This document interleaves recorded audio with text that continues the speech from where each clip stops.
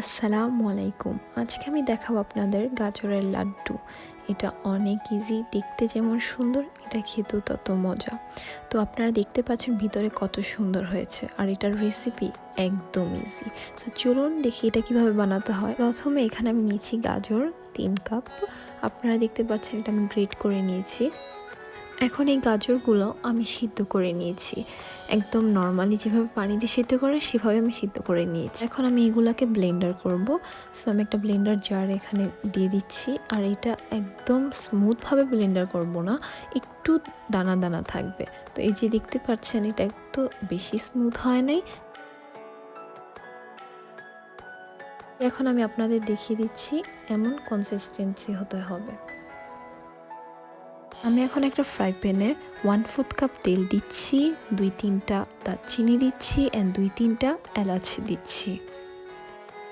এখন আমি এগুলাকে 2-3 মিনিটের জন্য ভেজে নিব।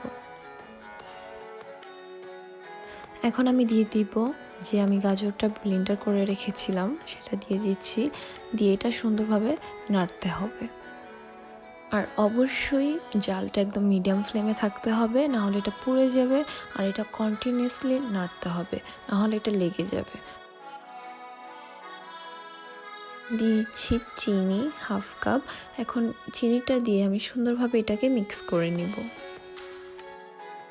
চিনি দেওয়ার পর আমি 2-3 মিনিট নেড়ে যখন পানিটা শুকিয়ে যাবে আমি এখানে দিচ্ছি 2 tablespoon condense milk. Condense milk দিয়ে আমি এটাকে আবার সুন্দর করে মিক্স করে নিচ্ছি। আর এটা অনবরত নাড়তেই হবে, নাহলে এটা লেগে যাবে। দেন আমি দিয়ে দিচ্ছি 1/4 কাপ গুঁড়ো দুধ। গুঁড়ো দুধটা দিয়ে আমি সুন্দরভাবে আবার মিক্স করে নিচ্ছি। আর দেখতে পারবেন যে এটার কনসিস্টেন্সিটা একটু শক্ত হয়ে যাবে।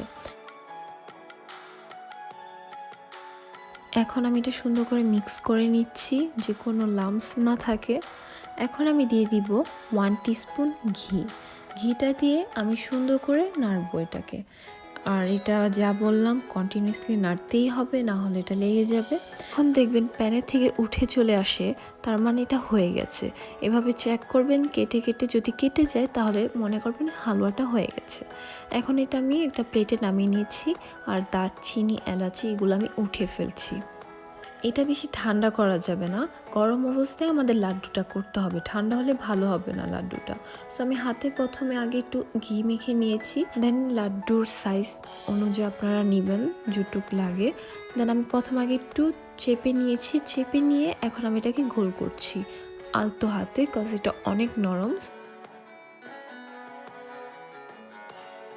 দেন আমি সব এক সাইজের বাকিগুলো করে নিচ্ছি।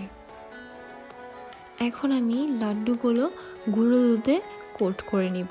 এটা একদমই অপশনাল, আপনারা চাইলে এটা নাও করতে পারেন, বাট একটু সৌন্দর্যের জন্য আমি এটা এখানে কোট করে নিচ্ছি।